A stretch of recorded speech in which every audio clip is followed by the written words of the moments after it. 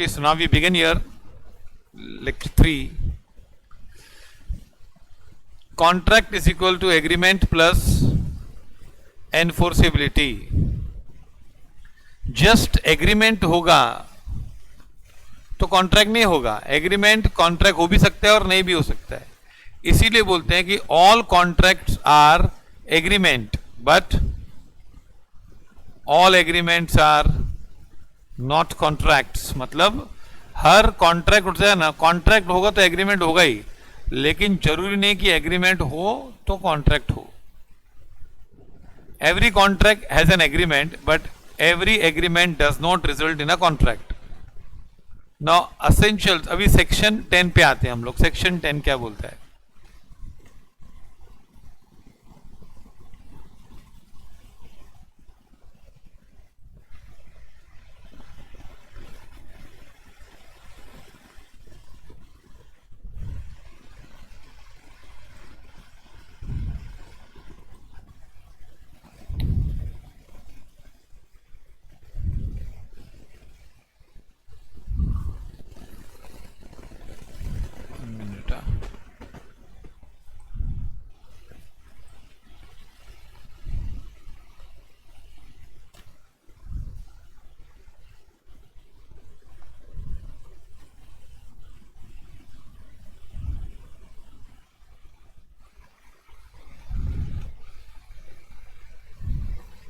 Okay, let us start with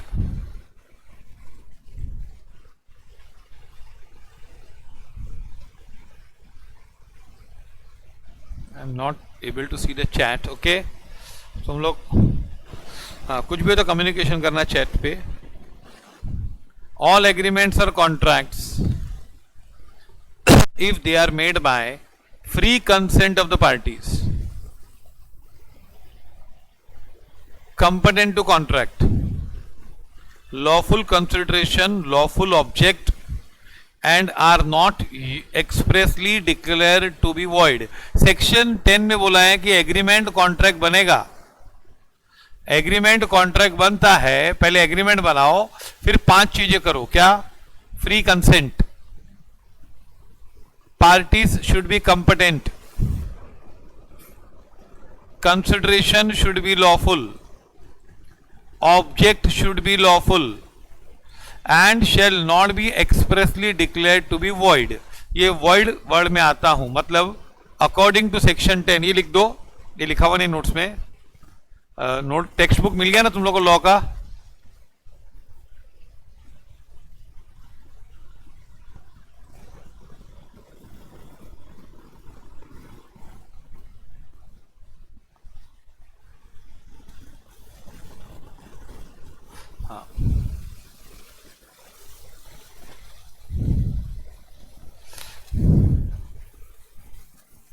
हाँ, valid contract वही बताता हूं.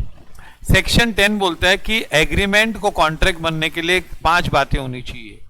1 is free consent, second is capacity of parties, consideration, object is lawful and agreement is not expressly declare to be void. Now consideration, offer and acceptance, ये सब chapter से आगे चल के. हाँ, कंसिडरेशन चैप्टर है, chapter number 4. Offer and acceptance है chapter number 2. अब अभी essentials of a valid contract क्या है, ये हो गया. हम डिस्कस करने एसेंशियल्स ऑफ अ, ये बेसिक क्वेश्चन है हमेशा. Essentials of a valid contract क्या होता है?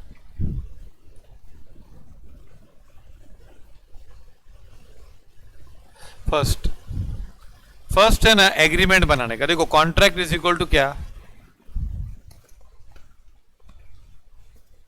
Agreement plus, okay. तो एग्रीमेंट में क्या क्या चीजें होनी चाहिए? एग्रीमेंट में क्या क्या होना चाहिए? फर्स्ट, कंसेंसस एड इडिम, मतलब मीटिंग ऑफ माइंड्स. व्हाट? दोनों लोग, both parties are talking about the same thing.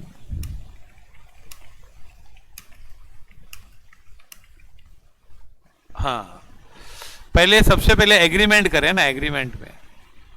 हाँ हाँ, पहले हम लोग इस पे नहीं आ रहे, एनफोर्सिबिलिटी पे नहीं आ रहे, एग्रीमेंट पे आ रहे। एग्रीमेंट कब बनता है? जब there is identity of minds. Minds are on identical point. Minds of both the parties to the contract must be ad idem. In other words, the two parties must have agreed upon the subject matter of the contract at the same time in the same sense. मतलब मैं जो बोल रहा हूं आप वही समझ रहे हो, और आप जो बोल रहे हो मैं वही समझ रहा हूं, तो इसको बोलते हैं क्या? कंसेंसस, मतलब meeting of mind, identity of minds. In other words, two parties must have agreed about the subject matter of the contract at the same time and in the same sense. Absence of consensus ad idem makes the contract null and void. For example, A has two houses, one at Bombay and other in Hyderabad. A के पास दो है, one house in Mumbai and other in Hyderabad. तो क्या होगा?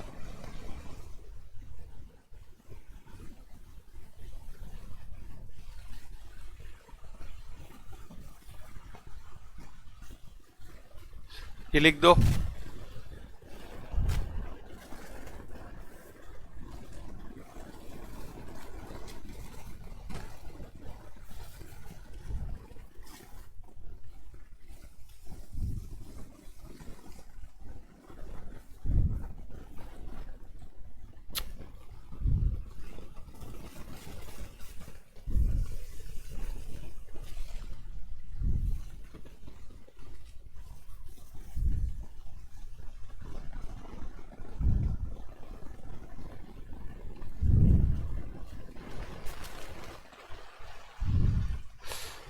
Okay, consensus ad idem, meeting of minds.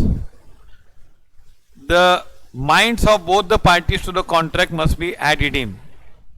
In other words, two parties must have agreed about the subject matter of the contract at the same time and in the same sense. Absence of consensus makes the contract null and void. मतलब consensus मतलब क्या? कि हम लोग एक ही चीज में दोनों लोग एक ही बात कर रहे हैं। For example, say A has two houses, one in Mumbai and one in Hyderabad. He has offered to sell the house to B. B accepts the offer with an idea that he is purchasing house in Mumbai, and A, when offered, has in mind to sell the house in Hyderabad. देखो, दो घर है, तो A B को बोलता है I have to sell a house to you. I have to sell my house to you. B is under the impression कि मुंबई वाला घर, and A is having it in mind कौन सा घर? हैदराबाद वाला घर। तो ये मीटिंग ऑफ माइंड हुआ कि नहीं हुआ बताओ?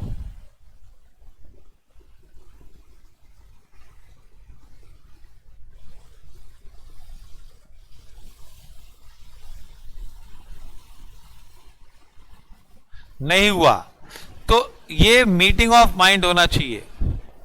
नहीं नहीं, ऑफर इज नॉट डेफिनेटिव। आगे का पढ़ के आयो प्लीज, ऐसा मत करो, यू डोंट गेट कंफ्यूज्ड। हाँ दोषी कुणाल प्लीज, वो एक डेफिनेट वर्ड आया ही नहीं किधर।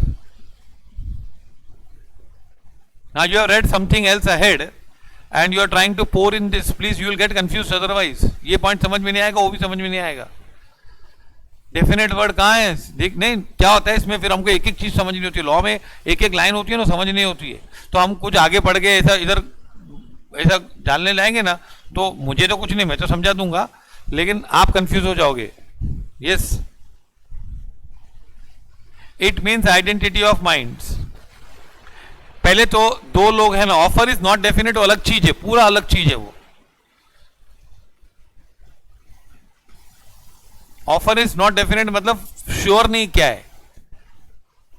हाँ, यहां पे कंफ्यूजन क्या है कि एक आदमी सोच रहा है, एक कुछ सोच रहा है, एक दूसरा कुछ सोच रहा है, तो there is no meeting of mind. So first there should be meeting of minds.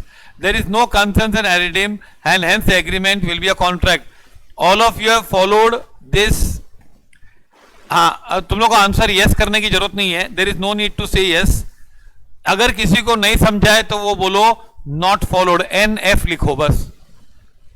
हाँ, मैं तुम लोग को 15 सेकंड दूंगा, जिसको भी फॉलो नहीं हुआ है तो बोल they not followed, this point not followed. नहीं, यस मत लिखो प्लीज, यस मत लिखो, जाने दो, क्योंकि फिर यस कुछ लोग लिखते हैं, कुछ लोग नहीं लिखते हैं।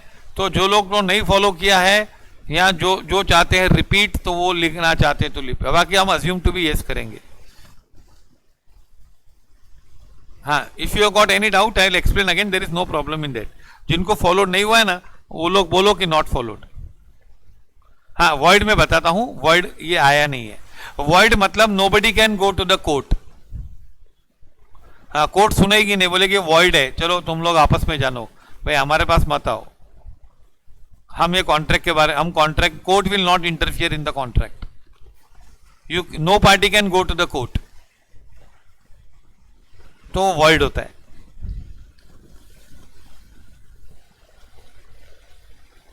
Okay, so I assume that everybody has followed. हाँ, जिसको भी मतलब नॉट फॉलोड है तो खाली NF लिखने का, क्या? यस, खत्म मैटर। तो फिर वापस एक्सप्लेन होंगे। हाँ,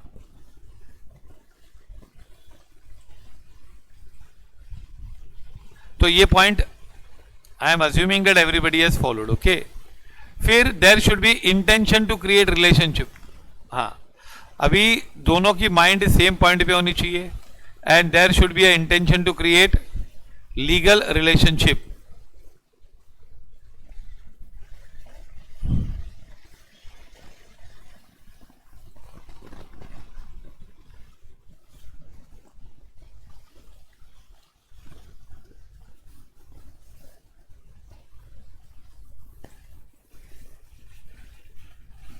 There should be intention to create legal relationship.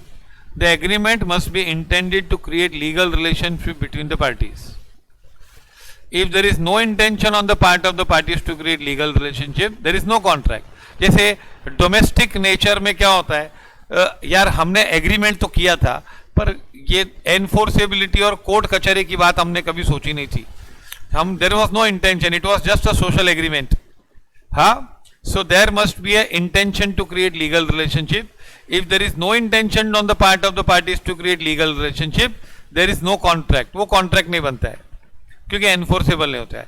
Agreements of social और domestic nature do not contemplate मतलब do not think legal relations, and as such do not give rise to a contract. जैसे X is inviting Y on a birthday party, and then Y ने holiday लिया, घर पे office से छुट्टी ली, और वो आया सब तैयार होके, तो X ने पार्टी कैंसिल कर दी, तो क्या उस पर केस हो सकता है? Was there any intention to create? हाँ, सेक्शन 10 का और एग्रीमेंट पूरा एक्सप्लेनेशन है।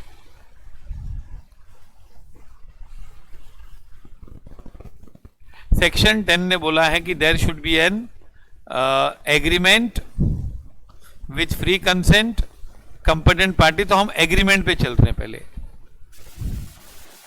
हाँ, सेक्शन 10 का एक्सप्लेनेशन है, और उसका क्वेश्चन बनता है essentials of a valid contract. तो उसमें पहले होना चाहिए कंसेंसस एड इडिम, और दूसरा होना चाहिए intention to create legal relationship. An agreement to dine at a friend's house is not an agreement intended to create legal relations, and therefore it is not a contract. मैं आपके agreement आपके घर पे आके खाना खाऊंगा, और तुम लोग नहीं गए, उसने खाना बना के रखा, या तुम लोग गए और उसने खाना नहीं खिलाया, तो are you going to file a case? No, there is no intention to create legal relationship. So दूसरी पॉइंट है, but agreement to buy and sell goods और an agreement to marry are agreement intended to create. Marry का agreement भी there is a intention to create legal relationship, and therefore it's a contract. A promises his wife to get a sari if she sings a song, B sang the song, but A did not bring sari for her.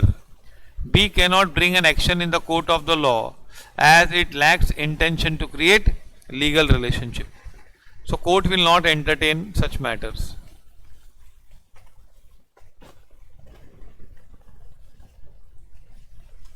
ये point किसी को नहीं समझाओ तो बोल दो, कुछ पूछना इस पॉइंट में तो पूछ सकते हो. There should be intention to create legal relationship. If there is no intention to create legal relationship, it is not a contract. Agreements which is domestic in nature or social in nature, there is no intention to create legal relationship. Anybody having any doubt?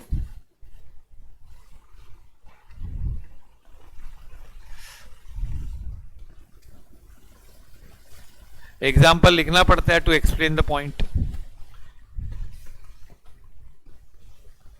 लिखना पड़ता है बहुत जगह example.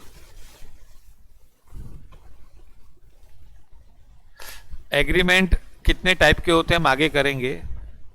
अभी फिलहाल 2 type के किए हमने, सोशल एंड एनफोर्सेबल एग्रीमेंट्स.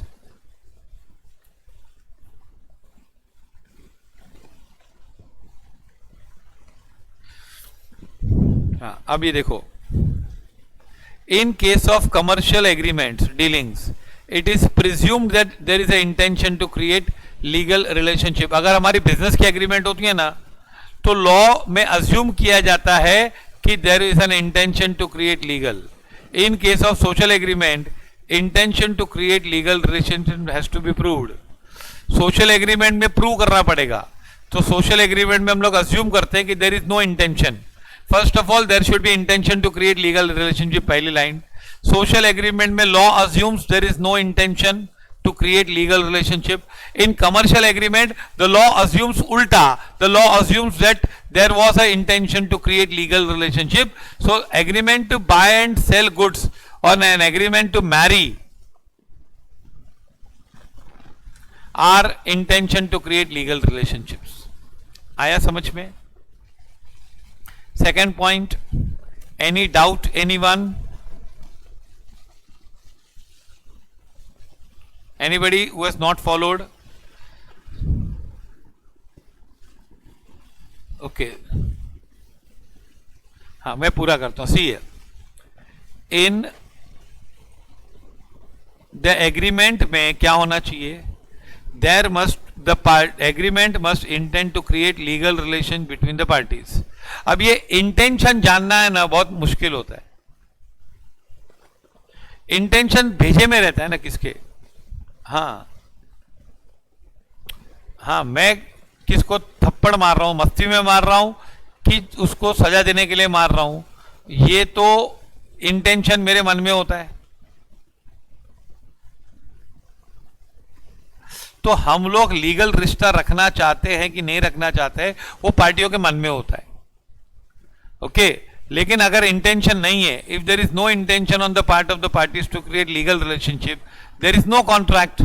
अगर हमारा लीगल रिलेशन का, if we don't have any intention to create legal relationship, we don't want to enter into legal tussle, तो फिर देयर इज नो कॉन्ट्रैक्ट. अभी सोशल में क्या होता है कि social agreements do not think of creating legal relationships. Social agreement में हम लोग, एक मिनट, पहले किसी ने पूछा है कि नॉट फॉलोड है, तो मैं एक्सप्लेन कर दूं.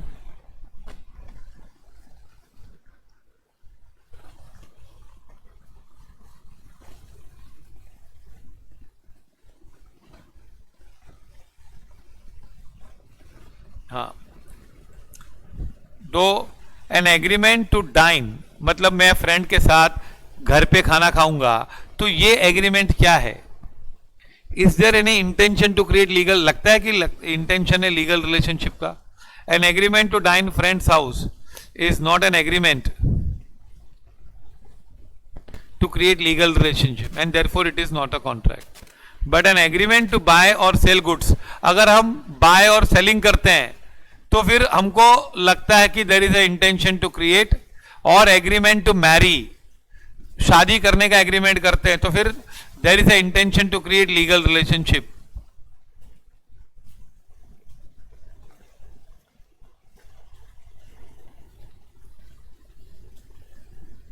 A promises his wife B to get her a sari if she will sing a song. उसने गाना गाएगी तो सारी लेके दूंगा. तो there is no intention to create. Okay, यहाँ पे example, B cannot take action in the court. B जा सकती है, वाइफ जा सकती है कोर्ट में.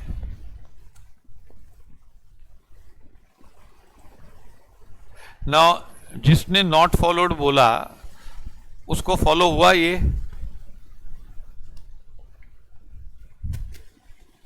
Yes, okay, thank you. Now अभी कमर्शियल डीलिंग में है ना, कमर्शियल ट्रांजैक्शन होते हैं, बिजनेस ट्रांजैक्शन होते हैं, उसमें लॉ अज्यूम करता है, लॉ ऐसा मान के चलता है कि there is a intention to create legal relationship. In case of social agreement, intention to create legal, social में ऐसा मानता है कि there is no intention. Okay, हाँ, अगर सोशल एग्रीमेंट एनफोर्स करनी है तो फिर आपको प्रूव करना पड़ेगा कि there was a intention to create legal relationship. आया समझ में?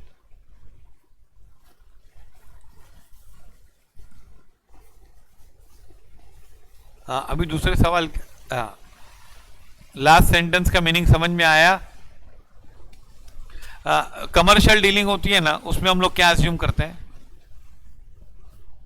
हाँ, ओके, कमर्शियल डीलिंग में हम क्या अज्यूम करते हैं कि यार कोर्ट में जा सकता है कोई भी, कमर्शियल डीलिंग है ना. और सोशल एग्रीमेंट्स में नहीं, हम लोग मानते हैं कि कोर्ट में कोई नहीं जाएगा. हाँ, अगर किसी ने प्रूव कर दिया सोशल में,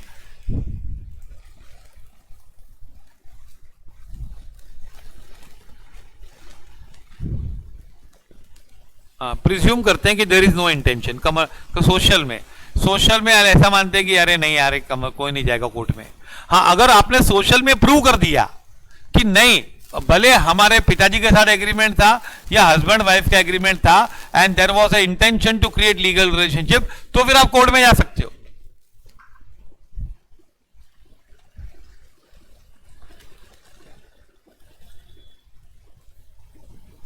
हाँ, if you prove it that there was a intention to create.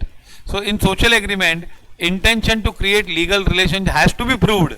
क्योंकि नॉर्मली ऐसे मानते हैं कि there is no intention, but if you prove कि नहीं हमारा सोशल एग्रीमेंट था but we had a intention to create legal relationship, then the contract can be enforced.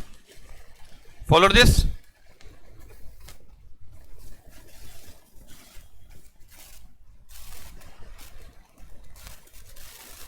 हाँ, जैसे ना डैडी ने ऑफर दिया कि बेटे को कि तू अगर पास होगा ना तो मैं तेरे को 10 लाख रुपए दूंगा, और एग्रीमेंट बनाया उन लोग ने, स्टैंप किया, साइन किया, रजिस्टर किया, तो ये सोशल एग्रीमेंट हो गया. सोशल एग्रीमेंट ही है, लेकिन there is a intention to create, sign कर रहे हैं, एग्रीमेंट नोटरी करा रहे हैं और रजिस्टर करा रहे हैं स्टैंप पेपर पे, तो फिर क्या होगा? What do you assume? Even though it is a social agreement, there is a intention to create legal relationship or not? Of course, rare case में ऐसा होता है, लेकिन है तो सही ना ऐसा. आया समझ में? जिसने सवाल पूछा प्लीज गिव एग्जाम्पल बोला. हाँ, मैं नाम नहीं लेना चाहता हूं अनलेस. Follow this? ऐसा कर सकते हैं ना, मतलब समझो वाइफ को बोला कि तू गाना गाएगी तो मैं तुझे कार लेके दूंगा, और मैंने एग्रीमेंट बना के दिया, साइन करके, स्टैंप करके, स्टैंप पेपर पे और रजिस्टर कराया, तो फिर क्या है बताओ? Even though it is a social agreement, she can prove कि there was no, it was not a normal domestic agreement, it is a, बताया, मतलब उसे प्रूव कर देगी वो कि it can be enforced, that otherwise sign क्यों किया स्टैंप पेपर पे वगैरह. भाई, lawful consideration. Consideration means something in return. Consideration मतलब लेन then. Every valid agreement must be supported by consideration. Agreement में consideration होना बहुत जरूरी है. An agreement without consideration is void. जैसे ना, जैसे देखो, अगर मैं कार बेच रहा हूं तो I am selling car to you, you will give me 50,000. तो what is the consideration, what I will get in return of car? In return of car I will get 50,000, and what you will get in return of 50,000? In return of 50,000 you will get car. So this is called consideration. An agreement without consideration is void. Every agreement must have consideration पहले, and if there is no consideration the agreement is void. समझा? In other words, an agreement to do something for nothing is not enforceable. For example, two things are required. First, there must be consideration, and second, consideration must be lawful. All examples are given. हाँ, एक तो consideration होना चाहिए और consideration lawful होना चाहिए.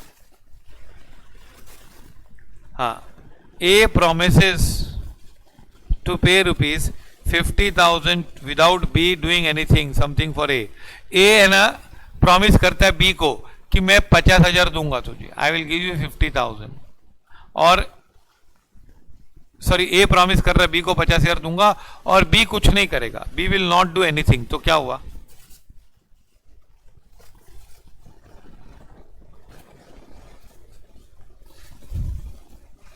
B कुछ नहीं करेगा तो क्या हुआ? तो ये विद कंसिडरेशन है कि विदाउट कंसिडरेशन है? बोलो.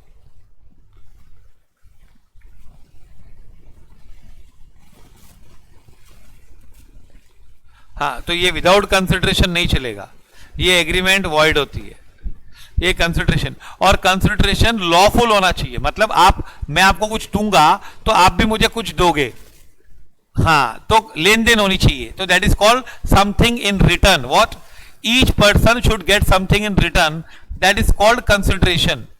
ना कंसिडरेशन होना चाहिए और लॉफुल होना चाहिए. For example, I am giving you 50,000 and you will murder somebody. तो your act, is it is a consideration. कुछ करके दे रहे हो, मुझे मर्डर करके दे रहे हो, तो बताओ वो लॉफुल है कि अनलॉफुल है?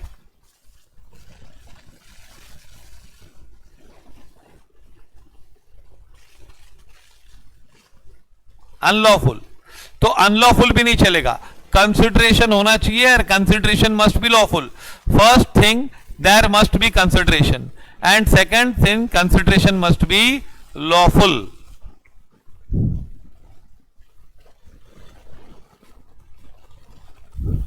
For example, A promises to pay 50,000 without B doing something for A. मतलब A promises to pay 50,000 without B doing something for A. The promise of A is without consideration and such promise is void. पहला, ये no consideration, no contract. ये बोल दिया consideration नहीं है तो कुछ नहीं होता है भाई. If B promises to sell a horse, in such a case horse becomes the consideration. B बोलता है मैं हॉर्स दूंगा, तो फिर कंसिडरेशन है. Consideration need not necessarily be in cash or in kind.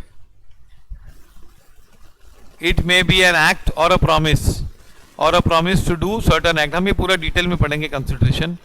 But it must be real and lawful. An agreement with the unlawful consideration is void. Consideration must be possible, must not be impossible. Now see here, consideration must be lawful. हम क्या point लिखते हैं? There must be consideration. Consideration must be lawful. Okay, consideration means something in return. Consideration may be in cash or kind or even a promise, and consideration must be real.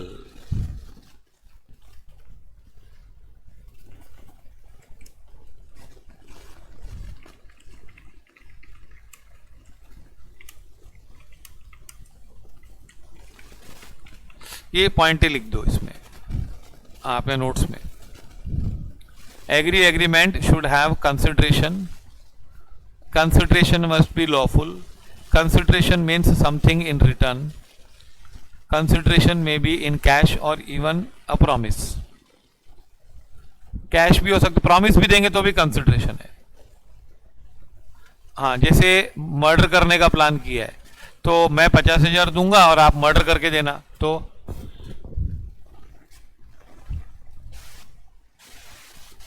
Impossible वाला explain करता हूं. सी ये लिख रहे तुम लोग.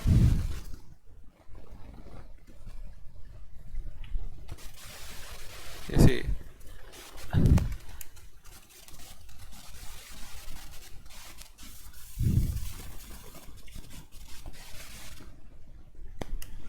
A promises B. A promises to pay rupees 50,000 to Mr. B. B doing nothing. तो क्या है ये? नो कंसिडरेशन है ना.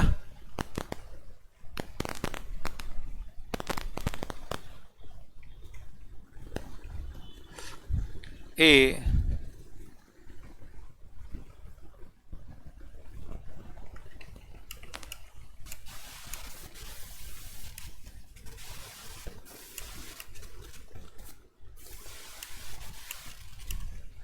and B promises to kidnap C. तो क्या करेंगे बताओ? Consideration is unlawful. आया समझ में?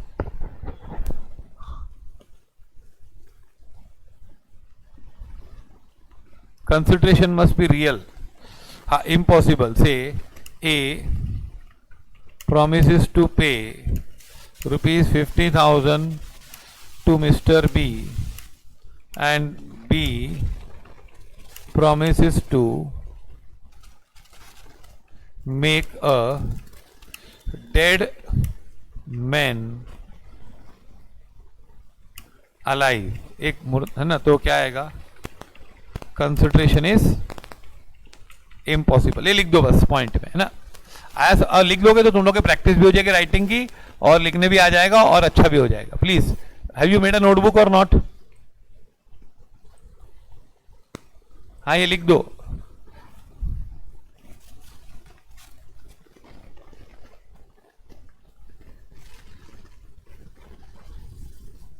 फर्स्ट एंड सेकंड पॉइंट में मैंने कुछ लिखा है ना, सेम ही है. हाँ, बस ये लिख दो थर्ड पॉइंट में, क्योंकि ये थोड़ा डिफिकल्ट है ना.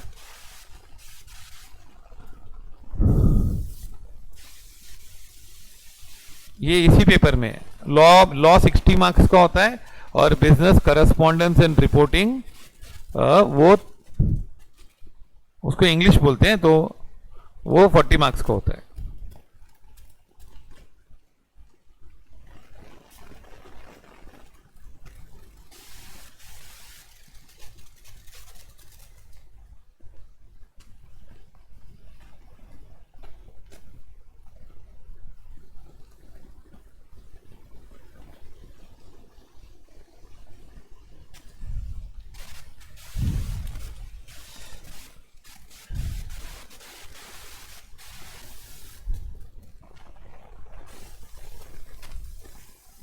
लिखा सबने? I am proceeding. हाँ, अगर किसी का बाकी है तो बोल दो wait.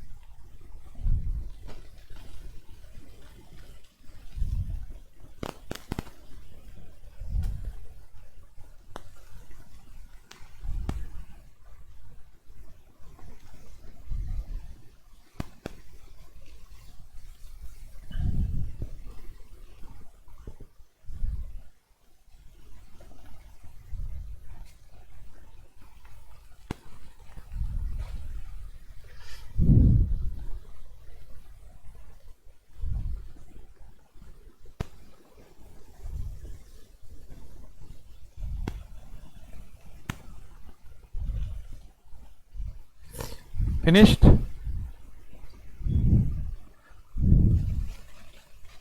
Okay, will move on. समझा ना ये पॉइंट कंसिडरेशन वाला? तो कंसिडरेशन होना चाहिए लॉफुल ऑब्जेक्ट। इधर थोड़ा चेंज करके ब्रोथल के बदले गैम्बलिंग लिख दो। ओके, और चेंज करो, गैम्बलिंग लिख दो यहां पे। ना ऑब्जेक्ट क्या होता है सुनो। कंसिडरेशन मतलब लेन देन, कंसिडरेशन मतलब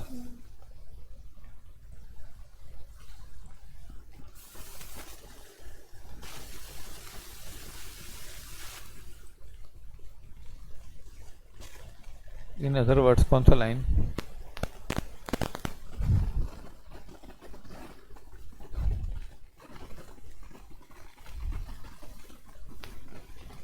In other words, an agreement to do something for nothing is not enforceable. मतलब agreement without consideration होगा ना। I am agreeing to do something and you will not do anything. I will do something, I agree to do something, agree to do for nothing. मैं ऐसे ही कुछ भी करके दूंगा आपको, मैं आपको कुछ करके दूंगा और आप कुछ नहीं करोगे तो कोर्ट में नहीं जा सकते हैं। जैसे ए ने प्रॉमिस किया 50,000 दूंगा और बी कुछ नहीं करेगा तो B can not go to the court. Why? Because it is without consideration.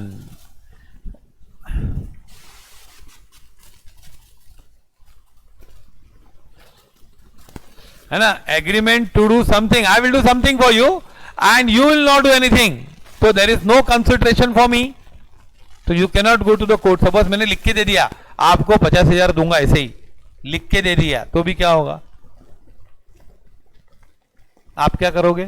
कुछ नहीं, तो there is no consideration. So लिखा है ना एग्रीमेंट एनफोर्सेबल के लिए क्या है? There must be consideration. आई बात समझ में?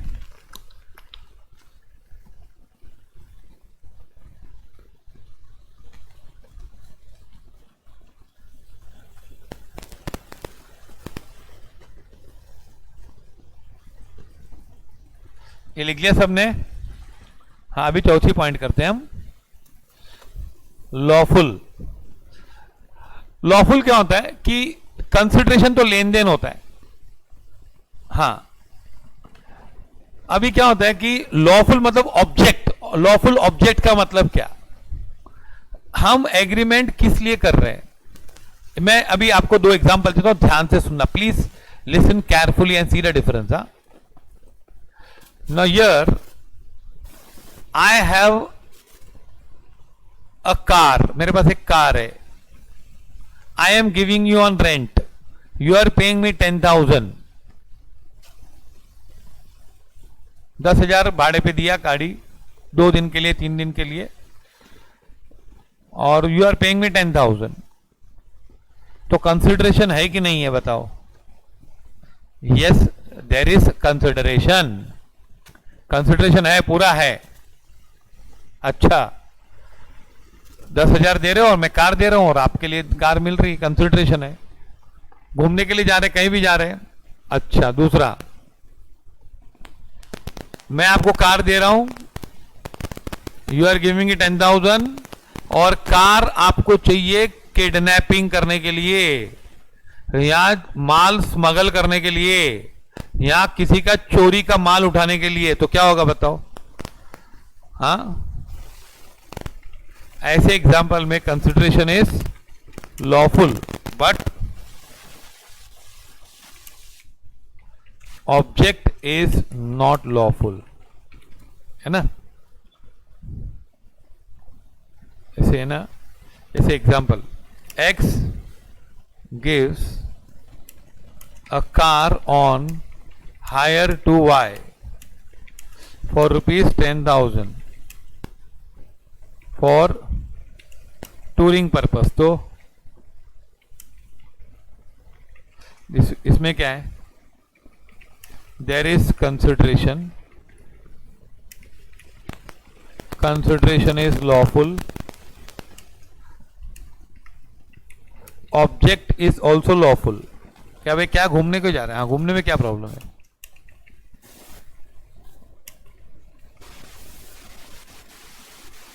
X gives a car on hire to Y for rupees 10,000 for touring purposes. नहीं, for touring purposes सेम हो जाएगा, for kidnapping a person, तो there is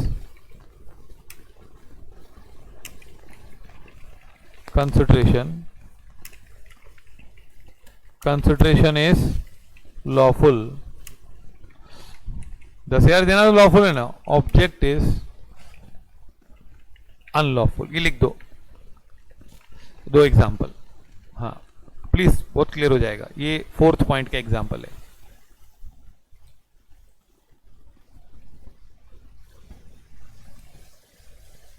लेक्चर नोट्स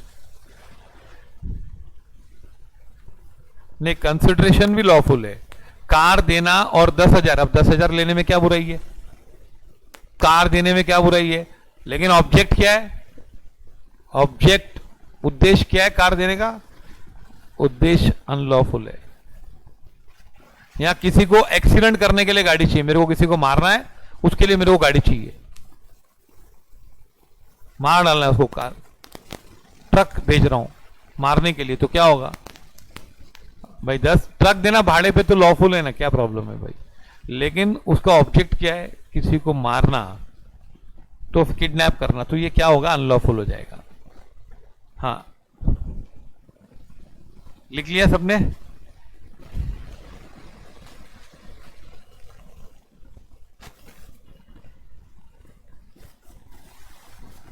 हाँ, अभी हम लोग पढ़ते हैं क्या है पॉइंट। देखो पॉइंट क्या है इसमें, द ऑब्जेक्ट और purpose of agreement must be lawful. वो लोग बोलते हैं ऑब्जेक्ट, कंसिडरेशन नहीं। कंसिडरेशन तो लेन देन होता है, ऑब्जेक्ट मतलब हम लोग ये एग्रीमेंट क्यों कर रहे हैं।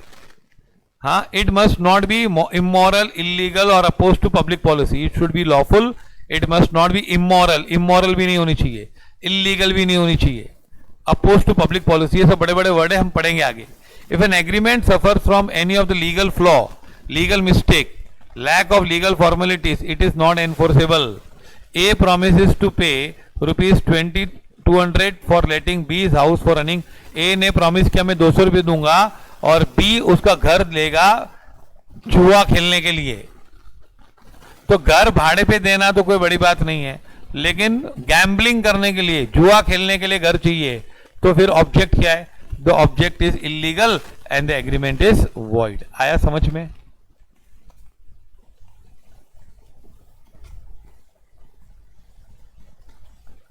Anybody who has not followed this point, lawful consideration lawful, और एग्जाम्पल लिख दो, अपने आप समझ में आ जाएगा प्लीज।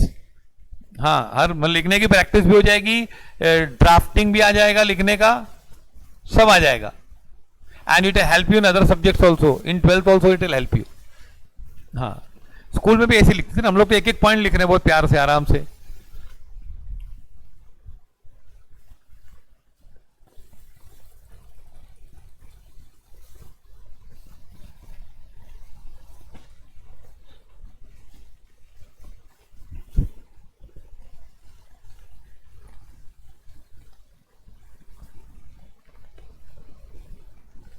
हाँ, 5 पॉइंट हो गए।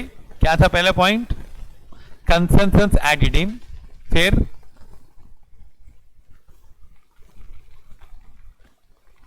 Intention to create legal relationship, lawful consideration, lawful object, competent parties. Now everybody cannot enter into contract. क्या है?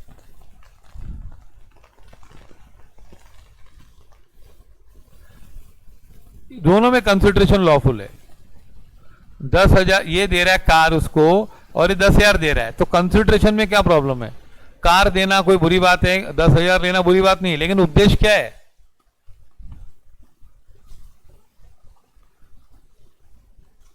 हाँ, कंसिडरेशन लॉफुल है, प्रॉब्लम नहीं है। कार दे रहे हैं उसको, कार देना कोई तकलीफ नहीं है, लेकिन दोनों को मालूम है कि कार तो किडनैपिंग के लिए, तो फिर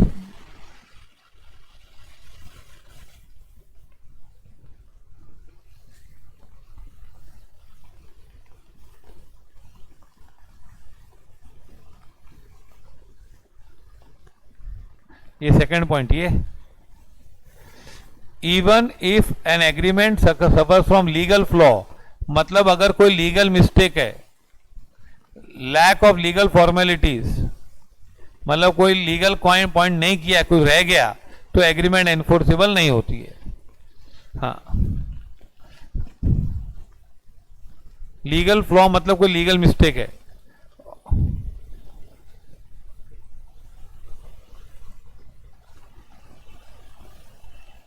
फ्लॉ मतलब mistake,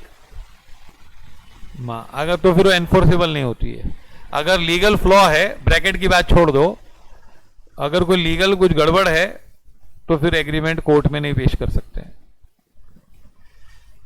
is it clear? Point number 4,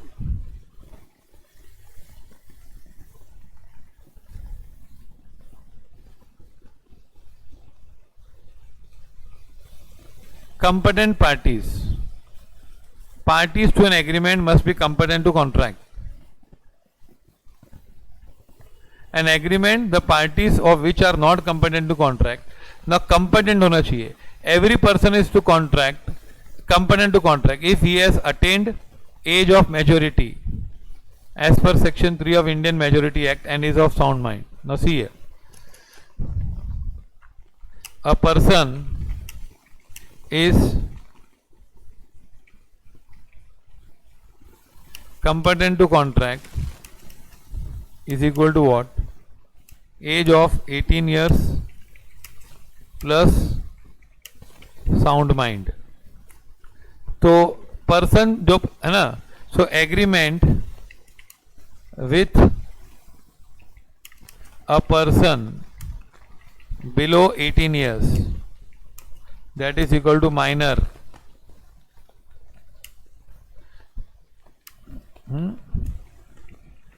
agreement with minor is void. Parties दोनों 18 साल के ऊपर होनी चाहिए एंड साउंड माइंड की होनी चाहिए, दिमाग ठीक होना चाहिए। हाँ, ये लिख दो बोल्ड में जो लिखा है ना, अरे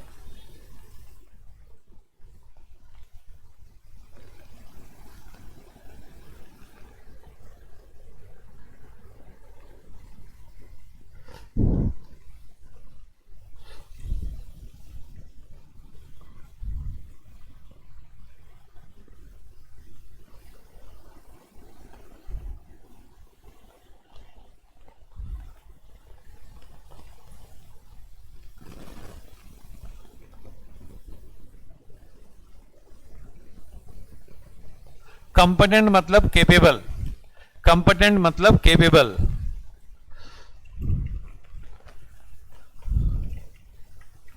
केपेबल फॉर कॉन्ट्रैक्टिंग और एलिजिबल फॉर कॉन्ट्रैक्टिंग। यस, तुम लोग इंग्लिश भी अच्छी हो जाएगी, बहुत अच्छे अच्छे एक एक वर्ड्स होते हैं ना, कोई कोई हर एक लेक्चर में तुम लोगों को कितने नए वर्ड्स मिलते हो, खाली तुम लोगों को उसको पकड़ के रखना कि इतना मैं सीखा था बस। हाँ, 2 साल में तुम लोग जो नहीं सीखे हो ना 11th 12th में, वो तुम लोग 3 महीने में सीख जाओगे, गारंटी।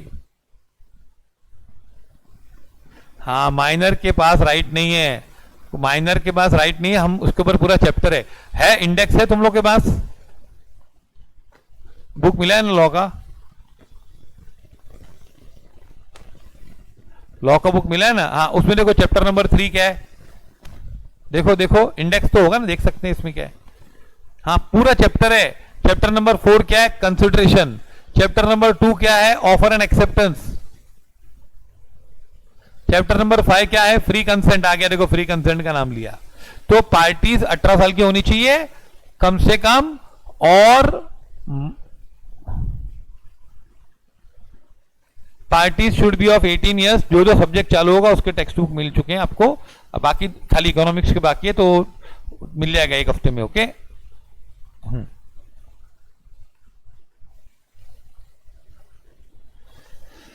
पार्टीज 18 साल से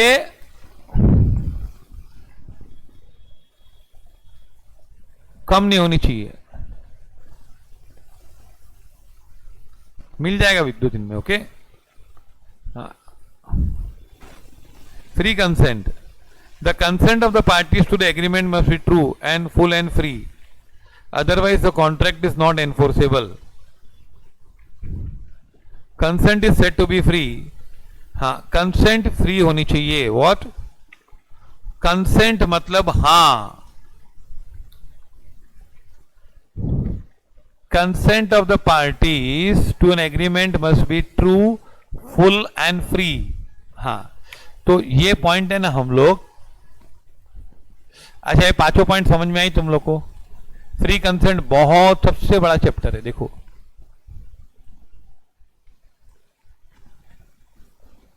साउंड माइंड मतलब है ना उसका दिमागी स्थिति ठीक है, प्रॉपर माइंड। अनसाउंड माइंड मतलब पागल।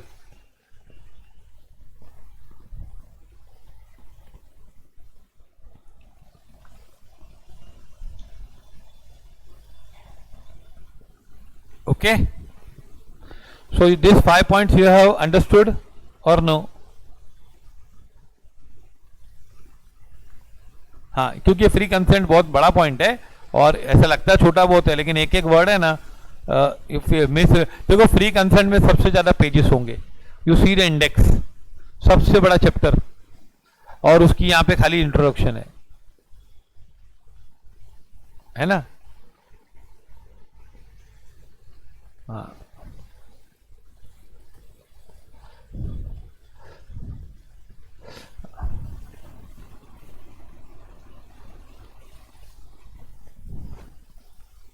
हाँ देखो 10 पॉइंट है कॉन्ट्रैक्ट की। हाँ ठीक है, तो हम लोग अभी कल करेंगे, अभी तुम लोग को दूसरा लेक्चर है।